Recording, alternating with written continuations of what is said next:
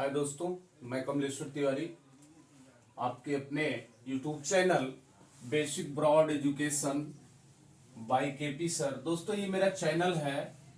आप हमारे चैनल को यह चीज लिख कर सर्च करोगे तो मेरा चैनल आपको मिल जाएगा, या तो आप केपी तिवारी केपी यह भी सर्च करेंगे तो आप मेरे चैनल पर पहुंच सकते हैं। और मैंने जो वीडियो बना के डाला हूं वो बहुत ही आपके उपयोगी हैं। परीक्षा के जो भी विद्यार्थी हैं या जो व्यक्ति हैं जो आंदोलन या भारतीय इतिहास को जानना चाहते हैं, उनके लिए बहुत ही उपयोगी वीडियो है। तो मेरा जो टॉपिक था वो था कि भारतीय राष्ट्रीय कांग्रेस के अधिवेशन।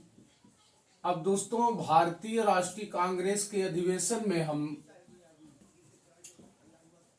1885 से लेकर के आज 1912 तक पहुंच चुके हैं। अब दोस्तों, 1912 का ये जो कार्यकाल है, 1905 से 1915 तक, ये क्रांतिकारी या आतंकवाद का ये प्रथम चरण है। और इस काल में जो भी घटनाएं घटी है, अगर हम आप उनके बारे में जानकारी आपको नहीं देंगे तो आपको पढ़ने में मजा भी नहीं आएगा और आपको बातें भी नहीं समझ में आएगी और आपका कॉन्सेप्ट भी क्लियर नहीं होगा।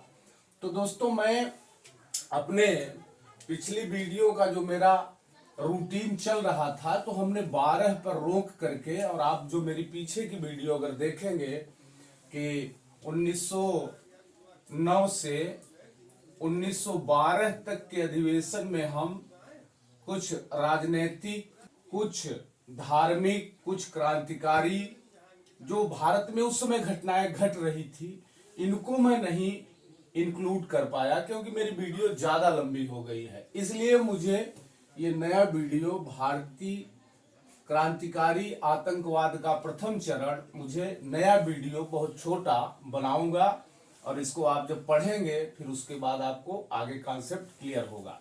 दोस्तों, पहले हम इसको मिटाते हैं और फिर हम पढ़ते हैं क्रांतिकारियों का प्रथम चरण। तो दोस्तों, 1885 में यदि हम देखें कांग्रेस की स्थापना हुई थी, तो 1905 तक यह उदारवादियों का काल था।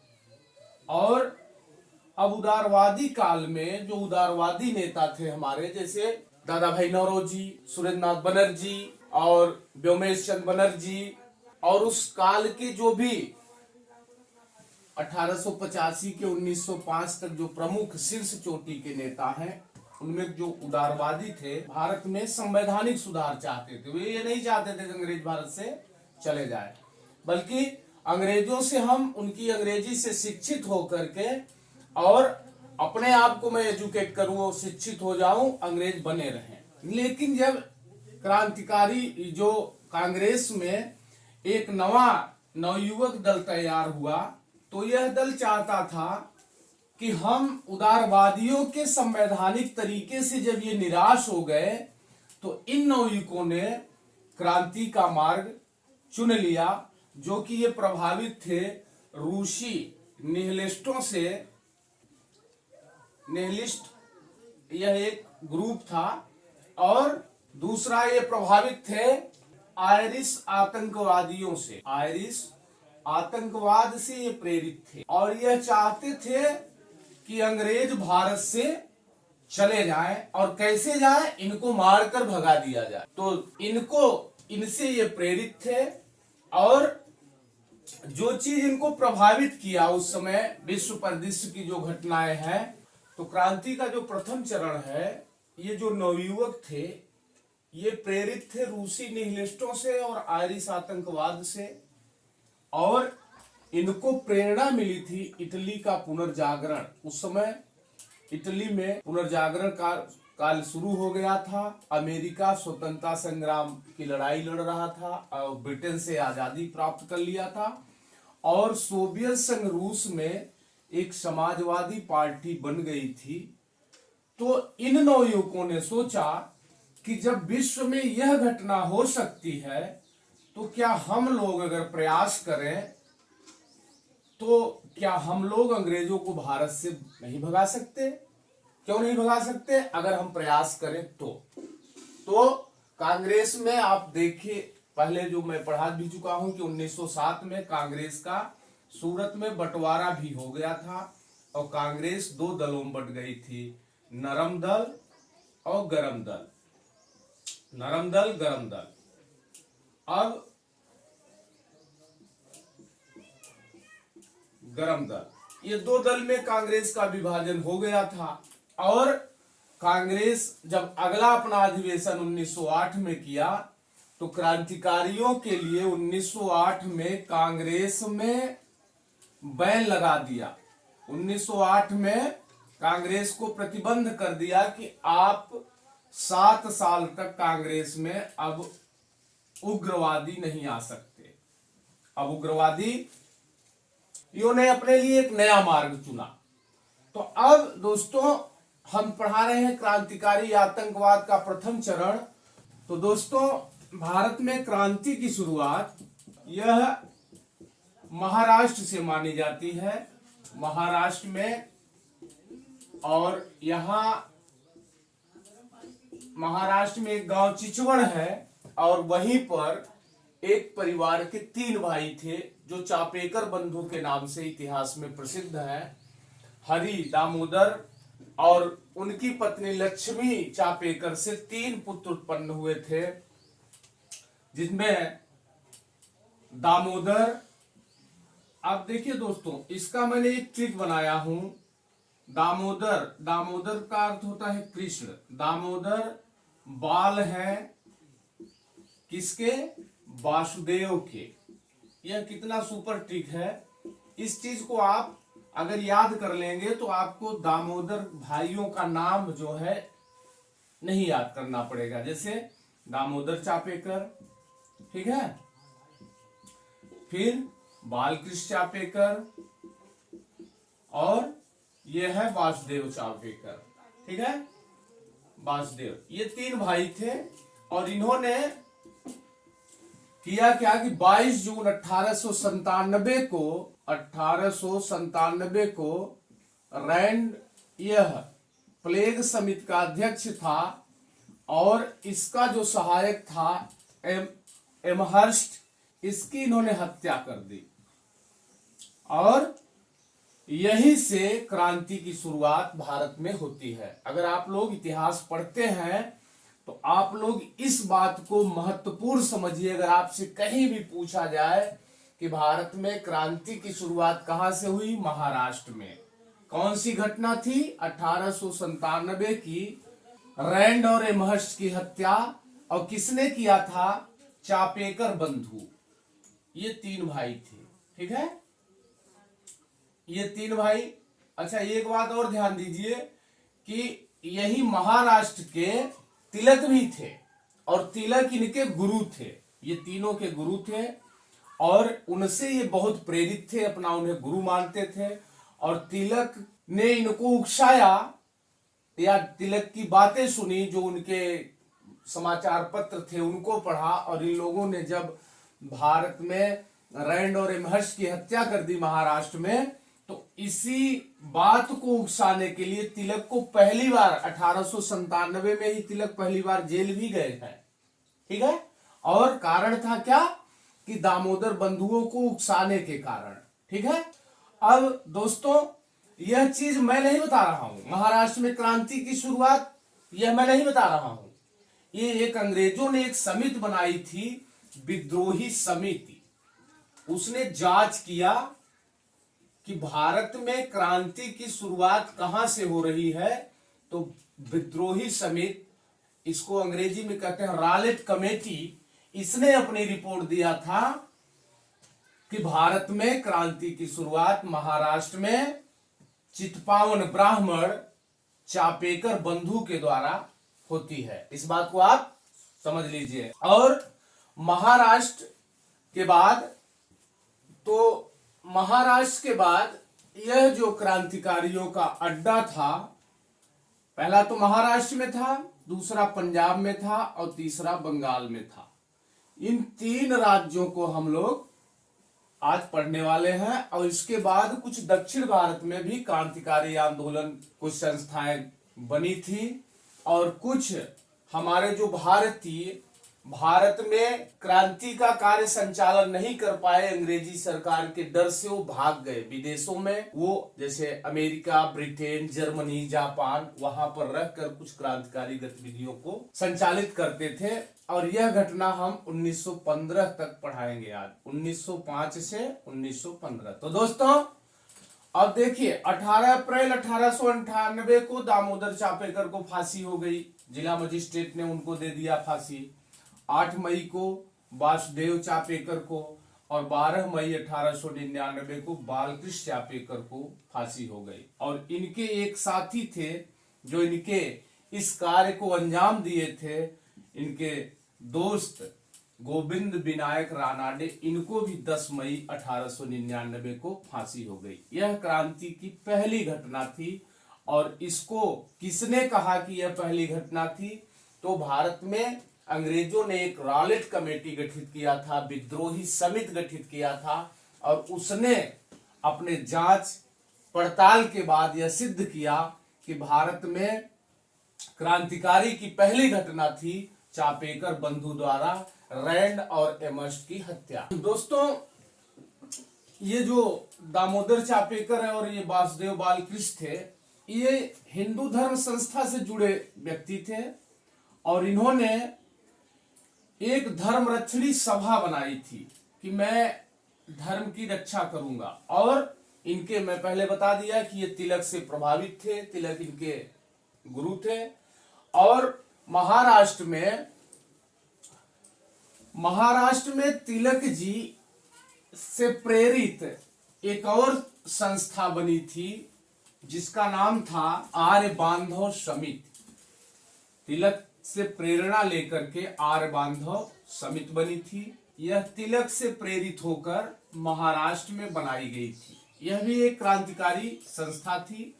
और तिलक जो अपने पत्र, तिलक के 2 पत्र थे, केसरी और मराठा, केसरी और मराठा। अब देखिए यहां एक ट्रिक आप लीजिए कि मराठा यह अंग्रेजी में था, मराठा आए तो इसको अंग्रेजी कर दीजिएगा, ठीक है, यह अंग्रेजी में कर दीजिएगा। ये अंग्रेजी में समाचार पत्र प्रकाशित होता था। और केसरी जो होता था यह मराठा में होता था, मराठी भाषा में यह छपता था। तो केसरी में तिलक ने लिखा कि भगवान कृष्ण ने गीता में कहा है कि अपने स्वजन, गुरु, बंधु बांधवों की हत्या कर दो। कब? जो वह कर्म में प्रेरित न होकर कर्म करता है। और यह बात तिलक की जब नवयुवकों ने पढ़ा तो उनमें बड़ा जोश उत्पन्न हुआ और उन्होंने क्रांति के लिए प्रेरित हुए। तो तिलक का यह समाचार था मराठी में, ये केसरी में इन्होंने यह चीज को, इस बात को लिखा था। अब महाराष्ट्र में एक क्रांतिकारी संस्था में बहुत ही महत्वपूर्ण संस्था था अभिनव भारत समाज या अभिनव भारत सोसाइटी।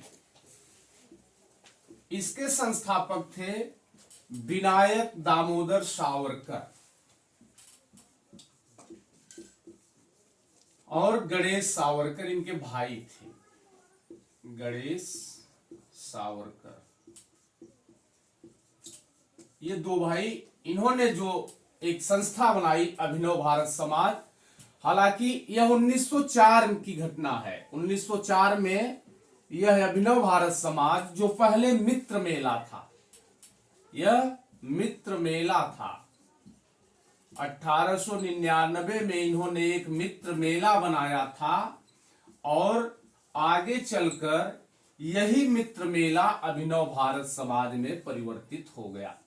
अब इस अभिनव भारत समाज के एक सदस्य थे अनंत लक्ष्मण करकरे। इस बात को ध्यान दीजिएगा कि अभिनव भारत समाज के ही ये 2 व्यक्ति हैं, विनायक दामोदर सावरकर और गणेश सावरकर। और इसी में एक हैं अनंत लक्ष्मण करकरे। इन्होंने क्या किया कि नासिक के जिला मजिस्ट्रेट, नासिक का जिला मजिस्ट्रेट था, जिला मजिस्ट्रेट जैक्सन। और क्यों ये जैक्सन को गोली मारे?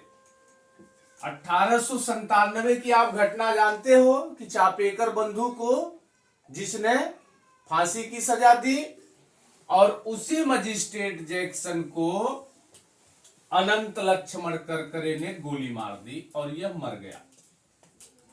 अब पुलिस, अंग्रेजों ने छापा मारा और उसमें 34 लोग गिरफ्तार हुए और इसमें ये अभिनव भारत समाज के जो मेन अगुआ थे विनायक दामोदर सावरकर, ये निकलकर भाग लिए, ये बच निकले और 34 लोगों के साथ इनके भाई गणेश सावरकर को साक्ष्य न मिल पाया, लेकिन फिर भी इनको आजीवन कारावास की सजा मिली।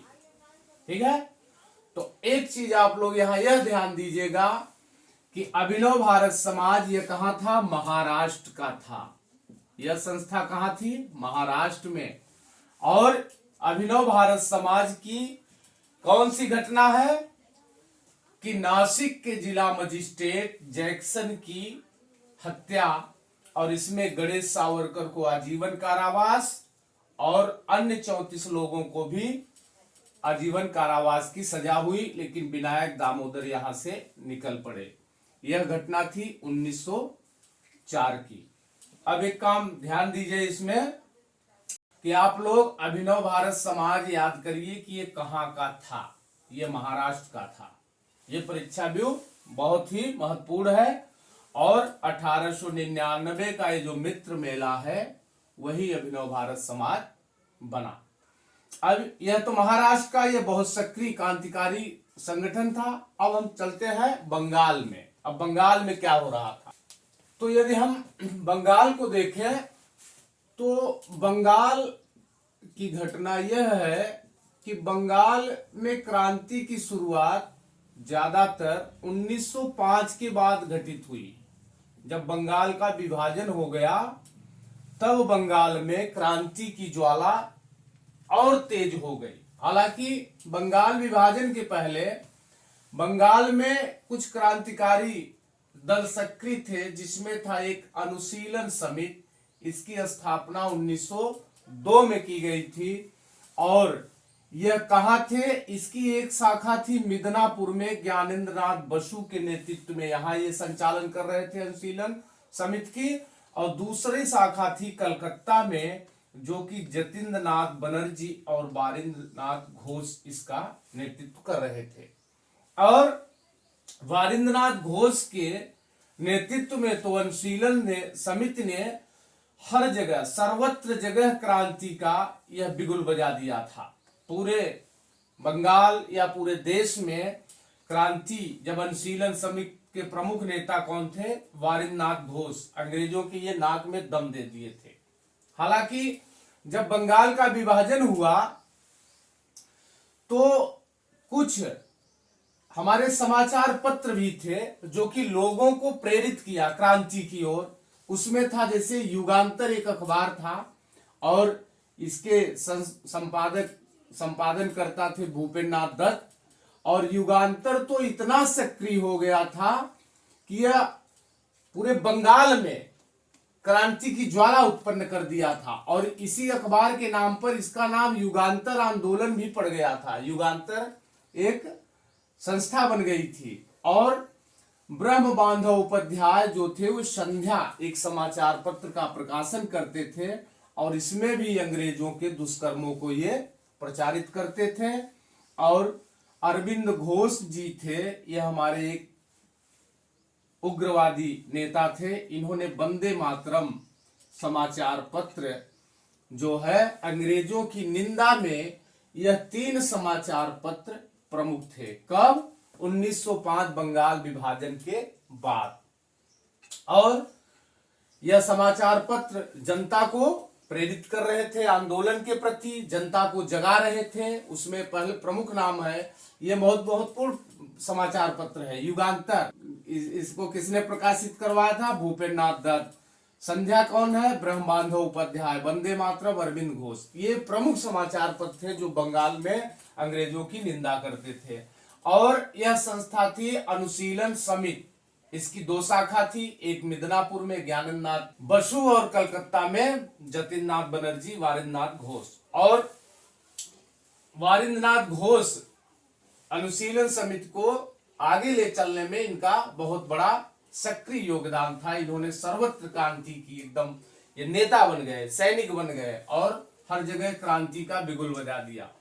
और इसके बाद कुछ और संस्थाएं थी, जैसे सुहृदय समिति मायमेन सिंह में, साधना समिति, स्वदेश बांधव समिति यह वारिसाल में थी, और फरीदपुर में व्रती समिति थी। यह जो थे समितियां, यह 1905 बंगाल विभाजन के पहले सक्रिय थी। अगर लॉर्ड कर्जन ने बंगाल का विभाजन कर दिया, तब हमारे बंगाल में आंदोलन और तेज हुआ। और युगांतर ने तो यहां तक लिख दिया, जब बारिशाल में पुलिस लाठीचार्ज हुई तो युगांतर ने अपने लेख में लिखा, भारत की 30 करोड़ जनता अगर अपने 60 करोड़ हाथ उठाए और ताकत का मुकाबला ताकत से करे। ऐसे ऐसे लेख युगांतर जैसे समाचार पत्र प्रकाशित करते थे। अब बंगाल विभाजन जब हुआ तो यह बंगाल विभाजन के पहले संस्थाएं सक्रिय थी। बंगाल विभाजन के बाद पहली पीढ़ी में जो हमारी आती है, तो दोस्तों बंगाल की पहली पीढ़ी में जो एक क्रांतिकारी थे उनका नाम था हेमचंद्र काननगो। इनके नाम को जरूर ध्यान दीजिए, हेमचंद्र कानूनगो। ये रूस गए और पेरिस में बम बनाने की कला सीखा। पेरिस गए और वहां इन्होंने, पेरिस रूस में है, पेरिस गए और एक रूसी से इन्होंने बम बनाने की कला सीखा। और जब ये कलकत्ता आए तो कलकत्ता में एक जगह है मणिक तल्ला, वहां इन्होंने बम बनाने का कारखाना खोला। तो इन्होंने क्या किया कि मणिक तल्ला में एक बम बनाने का कारखाना खोला। और इन्हीं से एक प्रेरित थे, कौन? प्रफुल्ल चाकी और खुदीराम। प्रफुल्ल चाकी और खुदीराम, यह घटना थी, ये 1908 में आए थे। इतना ध्यान रखिएगा आप लोग, सन को भी देखते चलिए। ये 1908 की है। हेमचंद काननगो ये रूसी से ये पेरिस में बम बनाने की कला सीखा और ये आए और मणिक तल्ला पर क्या किए? बम बनाने का कारखाना खोला। ठीक है। और इन्हीं से प्रेरित दो भाई, ये दो व्यक्ति थे, प्रफुल्ल चाकी और खुदीराम बोस। इन्होंने क्या किया? खुदीराम बोस इन्होंने मजिस्ट्रेट किंग्सफोर्ड की हत्या का प्रयास किया। मजिस्ट्रेट हत्या का प्रयास किया, लेकिन मजिस्ट्रेट बच गया। ठीक है। तो प्रफुल्ल चाकी तो डर से आत्महत्या कर लिए, ये आत्महत्या कर लिए थे। ठीक है, आत्महत्या कर लिए अंग्रेजों के डर से। और खुदीराम बोस को ब्रिटिश सरकार ने पकड़कर इनको फांसी पर लटका दिया। फांसी पर लटका दिया। अब यह घटना जो थी बंगाल में, एक सनसनी फैल गई। तो हेमचंद के, ठीक है, मणिक तल्ला पर छापा मारा अंग्रेजों ने। उन्होंने सोचा कि यह सब क्रियाकलाप इन्हीं का है, ये बम न देते तो प्रफुल्ल चाकी खुदीराम इन्हें बम मारे की हत्या का प्रयास न करते। तो मणिक तल्ला पर छापा मारा गया और इनका मणिक तल्ला जब्त कर लिया गया।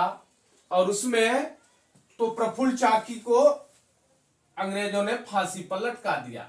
अब एक चीज ध्यान यहां दीजिए कि जब हेमचंद के मणितल्ला पर छापा पड़ा तो यहां 34 लोग गिरफ्तार हुए, ठीक है। और इस गिरफ्तार व्यक्तियों में वारिंद घोष, ये कौन वारिंद घोष है? वही युगांतर वाले, और अरविंद घोष, ये भी पकड़े गए थे, ठीक है। ये लोग पकड़े गए, 34 लोग थे। वारिंद घोष को तो आजीवन कारावास हुआ, और ये अरविंद घोष जो थे, इनके प्रति साक्ष्य नहीं मिला। साक्ष्य न मिलने के कारण ये छोड़ दिए गए। अंग्रेजों ने साक्ष्य नहीं पाया और ये छोड़ दिए गए। और जब यहां ये छोड़ दिए गए तो इन्होंने आतंकवाद से संन्यास ले लिया। इन्होंने आतंकवाद से संन्यास लेकर पांडिचेरी चले गए और यहीं पर इन्होंने अपना एक आश्रम बना लिया। कौन? आश्रम बना लिया कौन? अरविंद घोष, और ये सन्यासी हो गए, ठीक है। तो किस घटना से? प्रफुल्ल चाकी और खुदीराम बोस ने जो मजिस्ट्रेट किंग्सफोर्ड की हत्या करने का प्रयास किया और मणितल्ला पर छापा पड़ा, 34 लोग गिरफ्तार हुए। वारिंद घोष, इनको आजीवन कारावास हुआ, और अरविंद घोष साक्ष्य न मिलने के कारण ये अंग्रेजों ने जब इनको छोड़ दिया तो ये सोचे कि अब ये क्रांतिकारी के मार्ग में कुछ नहीं है, हम सन्यासी बन जाए, और ये पांडिचेरी जाकर अपना एक आश्रम बना लिया, ठीक है। अब यहां पर एक घटना और होती है, ठीक है। तो अब बंगाल में एक और क्रांतिकारी बहुत महत्वपूर्ण थे, इनकी चर्चा भी कर लिया जाए। ये थे रास बिहारी बोस। इन्होंने क्या किया कि ये 1912 में जब राजधानी कलकत्ता से दिल्ली जा रही थी, उस समय वायसराय हार्डिंग थे। तो इन्होंने क्या किया कि हार्डिंग पर बम से मारने का, बम का कारखाना तो खुल ही गया था बंगाल में, आप लोग खुद ही जानते हो, हेमचंद खोल चुके थे। तो इन्होंने सोचा कि बम से काहे ना हार्डिंग को मार दिया जाए, और इन्होंने यह योजना बना दिया हार्डिंग पर बम फेंकने की। यह थी 1912 में। अब हार्डिंग, अब क्रांतिकारियों के साथ भगवान भी साथ नहीं दे रहे हैं, क्योंकि जो भी ये घटनाएं कर रहे हैं तो अंग्रेज बच ही जा रहे हैं। अब देखिए, हार्डिंग पर भी बम मारा गया लेकिन यह बच गया। और उसमें गिरफ्तार हुए व्यक्ति कौन? अवध बिहारी, लाल मुकुंद और अमीर चंद और बसंत कुमार। अब इन लोगों पर दिल्ली षड्यंत्र का मुकदमा चला। भाई, लॉर्ड हार्डिंग दिल्ली जा रहा था, दिल्ली पर उसको बम मारा गया, तो मुकदमा कहां से चलेगा? दिल्ली षड्यंत्र केस, ठीक है। आप जोड़ते चलिए घटनाओं को तो पढ़ने में बड़ा मजा आएगा और इजी ट्रैक रहेगा। अब लेकिन रास बिहारी बोस यहां से भी भाग निकले। ये भाग गए कहां? विदेश चले गए, ठीक है। और ये बच निकले, इन लोगों पर दिल्ली षड्यंत्र का मुकदमा चला। तो सरकार ने सोचा कि आतंकवाद को कैसे कुचला जाए, तो उस समय उसने 2 नियम ले आए। एक लिया विस्फोटक पदार्थ अधिनियम। अब यह क्यों ले आया? आप लोग खुद नहीं जान रहे हो कि हेमचंद ने मणितल्ला में बम बनाना शुरू कर दिया था, विस्फोटक पदार्थ। तो इसने कहा विस्फोटक पदार्थ अधिनियम बना दो, ताकि अगर कोई ऐसा व्यक्ति पकड़ा जाए बनाते हुए तो उसको तुरंत फांसी पर लटका दिया जाए। और 1908 में एक समाचार पत्र अधिनियम बना। आप पीछे अभी मैं पढ़ाया कि जैसे युगांतर, संध्या, है ना, और क्या कहते हैं, ये समाचार पत्र क्या कर रहे थे? अंग्रेजों की निंदा कर रहे थे। तो अंग्रेजों ने 1908 ईस्वी में एक समाचार पत्र अधिनियम और 1900 ईस्वी में विस्फोटक पदार्थ अधिनियम भी लागू किया। आतंकवाद को कुचलने के लिए यह 2 कानून लाए गए। अब बंगाल की यह घटना है। अब थोड़ा हम पंजाब को भी देखते हैं, क्योंकि बंगाल, महाराष्ट्र और पंजाब, यही 3 जगह थे जहां पर क्रांतिकारी उस समय ज्यादा सक्रिय थे। तो अब हम चलते हैं पंजाब पर। पंजाब में देखें क्या, तो अब हम पंजाब चलते हैं। पंजाब में क्या था, पंजाब में 3 नाम उस समय प्रमुख महत्वपूर्ण थे। लाला लाजपत राय, ठीक है, लाला लाजपत राय और सूफी अम्बा प्रसाद, सूफी अम्बा प्रसाद, और भगत सिंह के चाचा थे अजीत सिंह, ठीक है। ये लोग वहां पर, यह 3 नेता ऐसे थे जो कि पंजाब में क्रांतिकारी आंदोलन को जन्म दिया। तो सूफी अम्बा प्रसाद और ये अजीत सिंह 1904 में इन्होंने बनाया था भारत माता सोसाइटी, ठीक है। और जब अंग्रेजों ने इनके ऊपर शिकंजा कसा तो ये भारत छोड़कर अफगानिस्तान चले गए, अफगानिस्तान चले गए। कौन कौन? अजीत सिंह और सूफी अम्बा प्रसाद, ये अफगानिस्तान चले गए। और अजीत सिंह ने लाहौर में, यहीं पर अजीत ने लाहौर में अंजुमाने मुहिब्बाने वतन एक संस्था बनाई।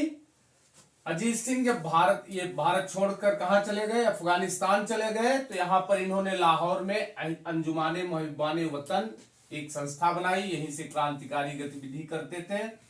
और यहीं पर इन्होंने एक अखबार भारत माता के नाम से एक अखबार निकाला, भारत माता के नाम से अखबार निकालना शुरू किया, ठीक है। यह इनका अखबार था अजीत सिंह का। अब हम महाराष्ट्र, पंजाब और बंगाल की घटनाओं को बता दिए। तो दोस्तों, आज हमने आपको क्या बताया कि जो हमारे क्रांतिकारी आतंकवाद का ये प्रथम चरण था 1905 से 1915, यह पंजाब, महाराष्ट्र और बंगाल, इनकी घटनाओं को हम इस वीडियो में इंक्लूड कर दिया हूं। अब दोस्तों, वीडियो हमारा बहुत लंबा हो जाएगा। अब इनके बाद इस समय 1905 से 1915 तक भारत के बाहर जो हमारे क्रांतिकारी अंग्रेजों के डर से या देश से बचने के लिए निकल गए, तो भारतीय भूमि पर वो क्या कर रहे थे, नेक्स्ट वीडियो में उन घटनाओं को मैं जोड़ने का प्रयास करूंगा। अब दोस्तों, वीडियो हमारा लंबा हो जाएगा और आप लोग, ज्यादा वीडियो हो जाएगा लंबा तो आप लोग देखोगे नहीं, उपेक्षित होगे। और मैं सोच रहा हूं कि दोस्तों, मेरा पढ़ाने का उद्देश्य है कि मैं इतिहास के एक एक टॉपिक को लेके चल रहा हूं कि कोई चीज छूटने न पाए। तो आज तक दोस्तों हमारा यह सेशन, यह क्लास यहीं पर मैं समाप्त करता हूं। मैं आपका दोस्त कमलेश्वर तिवारी। लेकिन दोस्तों, एक मेरी आपसे गुजारिश है, प्रार्थना है, रिक्वेस्ट है कि आप मेरे चैनल को सब्सक्राइब जरूर किया करें, लाइक और मुझे कमेंट जरूर करके बताएं कि मेरी क्या प्रोग्रेस है, यह मेरा मंच ठीक है, मैं आगे चलूं कि मैं इसके पीछे कोई और अपना सेक्टर बनाऊं। क्योंकि आप लोगों का जब कमेंट नहीं आता तो मुझे बड़ी निराशा होती है। धन्यवाद।